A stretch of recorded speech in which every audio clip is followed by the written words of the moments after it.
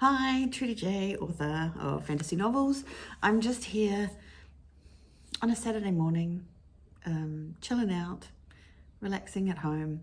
My husband's gone out to meet a friend. My daughter is relaxing in her room. So I just thought I'd talk about some things, mainly my favourite kick-ass characters from books and probably movies and television, because I do like watching movies and TV series mainly.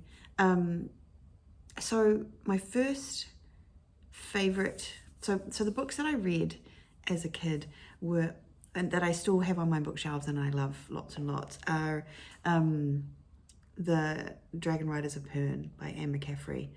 And they were pretty kick-ass characters. They rode dragons. That's couldn't get more kick-ass than that. And so there's Lessa is the main character who goes from being like I think she was a servant, actually, to be honest, it's a long time since I've read the books, but I'm pretty sure she was some kind of servant. She was descended from their version of an aristocratic family, but the family got wiped out, so she ended up in secret as some kind of servant person. And then she gets found, possibly, see, I should have read the book before I used her as an example, but I think she gets picked when they're doing the search for new dragon riders and something about her. Anyway, she ends up riding the Golden Queen, being the mate of Filar. And that is a really weird name when you say it out loud, but when you're reading it, it seems perfectly normal. And yeah, she rides dragons. So I kind of think, how awesome is that? How awesome is that? And yeah, and I just love those books. And the other main character in that series that I really love was, and I don't know how to say, Minelli, yeah, who knows how the hell to say that name. Anyway, but I loved her too, because she had her, she was really musical. She grew up in a fish hold where they were focused on fishing, got told that music wasn't the way forward, which is, that classic kind of coming of age type stuff happening. And she, in fact, cuts her hand at one point, and thinks that it's all over, that she's not going to be able to do anything again. That's my dog barking to go out, by the way, just in case you're wondering. Come here. My dog's name is Splatters, named not by me, but my daughter. And he thinks that he's in charge. He thinks he's in charge. He's an English Springer Spaniel. I'm just scratching him now so he can sit beside me and not bark to make me let him out. And anyway, so Minelli, and so she cuts her hand, she thinks it's all over, and then it's not. And I think it's because it's music. I love anything to do with music. You've got me immediately. It's like one of my id topics. It's like a person who's a genius at music or loves music, I'm in. And so those are my two favorite characters. I mean, they're all awesome. There are lots of awesome characters out of the Dragon Riders of Pern series, but those are my two favorites that I can remember. The other one I wanted to mention is Regan, out of it's a series by K.F. Breen, who I love. Oh god, it's like something like Demon Days. I can't ever remember the name of the series. Born in Fire, I'm pretty sure, is the first book. And Regan is just awesome. She's kind of just this character who does not care about, like, she just is so staunch, so awesome. She just stomps her way through the life and just doesn't seem to have any fears. And then you kind of discover later on in the series that maybe there's a reason why she doesn't seem to have any fears, that she doesn't, there's a reason that she can be quite so kick-ass, for using the same word that I keep using here, but I don't know, I just really loved her character and thought that she was kind of, I think sometimes when we read stuff and we kind of, the characters we like are ones we like because they do and say things that we wish we could, but we can't and we don't. So again, there's the dog. He's like rolling around. I'm sorry, if you can't hear it, I can, and it's disturbing me. He's rolling around in the lounge on his back. Anyway, and making funny little noises. So the characters that and Regan is just honestly this character that says all this stuff that I wish I could say. And she comes up with like those one-liners that you just go, ah. I'm the kind of person who someone says something to that's kind of mean or passive aggressive, and you kind of go, and on the inside you're going, damn it, I wish I could come up with something, and I never can. And then 3 days later, I think of the perfect comeback. And I never have it there on time or on the moment. And one of the reasons I was first attracted to my husband was because he's really good at those one-liners. Like, he is funny. He's really funny. And someone says something and he comes quick as a flash, comes back with a funny one-liner, and I cannot do that. I'm a thinker, and I think them over time and wish that I'd remembered. I wish that I could have come up with something on the spur of the moment 3 days later when I think of the perfect comeback to that nasty thing that was said to me. Not that I have lots of nasty things being said to me, but like with the high school, that kind of environment. Teenagers are mean sometimes. Anyway, so I think I went a bit off track there. Let's get focused again. The other kick-ass character that I love is in a book called The Paladin. Pretty sure it's a Paladin. Oh my God, now I'm having doubts. It's called The Paladin. I know it is. By C.J. Chera. And sorry, I'm just closing all my open tabs on my computer. And The Paladin, honestly, it's a book I read years and years and years ago. I'm pretty sure it was when I was a teenager. And I still love it. It's this character, and she's small and desperate, and the rest of her family's been killed. She's alone in the world, but she's determined, and she's stubborn, and she does not give up. And she walks to the home, the up in the middle of nowhere, reclusive mountain home of this former samurai, warrior who's kind of past his prime. And I don't think past his prime is, it's set in ancient, I guess it must be China. I don't even know. I should have checked all this before I started talking about it. But this book is seriously something I loved from when I was a kid. And I still love it now. I love the premise. I love the story.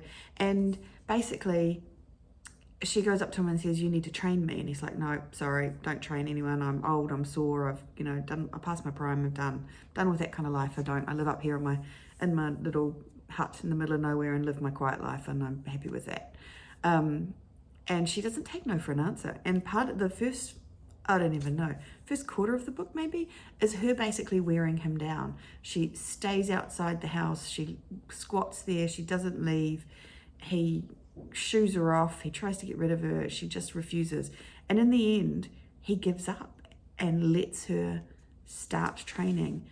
But he thinks she's a boy. She's pretending to be a boy, obviously, because that's safer.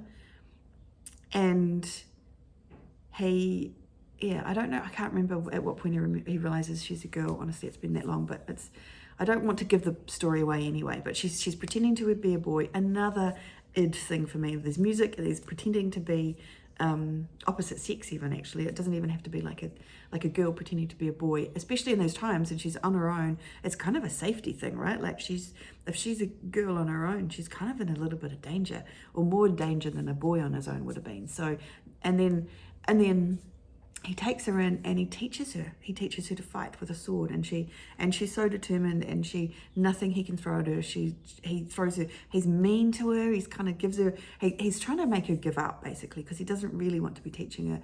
And then she just keeps on doing it because she wants revenge. And that's why she's doing this. She wants to get so good at sword fighting that she can go and kill the people who killed her family. And that's kind of the guts of it. But she is determined, and he's a strong, powerful man who's kind of almost a little bit broken because he was fighting for so long, and he's just kind of, and it's like the idea of him being past his prime. He's probably like 30 or something in the environment that he's in, right? Like, it was feudal China or whatever. And anyway, love that book. She's an awesome character because she just does not quit. She just keeps on going, and I love that about her. So those are three of my favorites in movies and TV. The one that comes to mind that I love at the moment anyway, and have always loved, is Wednesday Addams, but season 1, not season 2. Season 1, Wednesday Addams. I love season 1. How she's just funny. She's funny, and they make her a real person, I think. and I watched the television series as a kid, you know, like the Addams Family kind of version of it, and they were always, I don't know, they were very funny and it was very good, but they never kind of delved into the emotions of it. Whereas I feel like Wednesday, the TV series, they make her more well-rounded by providing some of the backstory of why she does some of the things that she does. And then at the end of that series, her and Enid kind of come together in that hug, and you feel something because she refused to hug earlier. And, you know, like, that was just such a well done arc. And I love Wednesday, just the TV series. And I love the Wednesday, the character out of that. She has some fantastic one-liners, some fantastic writing. I just love the writing in that first season. Anyway, as you may be able to tell, I am not a fan of the second season. Sorry to all creatives out there. I don't mean to criticize, and I know lots of people do love it, so I don't feel bad about saying that I am not a fan. But I'm hoping that maybe the third series will bring it back and be better than the second. Who knows? But that first season of Wednesday Addams, kick-ass. Wednesday Addams beats up all the boys, is twice as smart, but also has lots of flaws. And I think that, for me, is what makes it so lesser. I think she was quite stubborn and independent, and she kind of angry as well. And so she had to get over that and learn how to kind of communicate and kind of be part of the Weir, which is where the dragons were housed. And the same thing for the paladin. Do you know what? I don't even remember the name of that character, because for a big part of that book, I don't even think she got called by a name. I could be wrong about that, but that's my memory of it. But she had to kind of get over that stubborn, one-eyed kind of, this is my way forward kind of thing toward the end of the book. And the same for Wednesday. Wednesday has lots of flaws, has lots of amazing characteristics, but she did have to kind of soften a little bit to be able to beat the bad guy in that.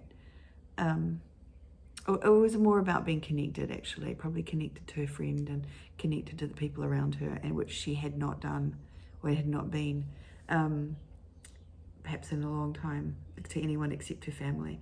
So I really like that too.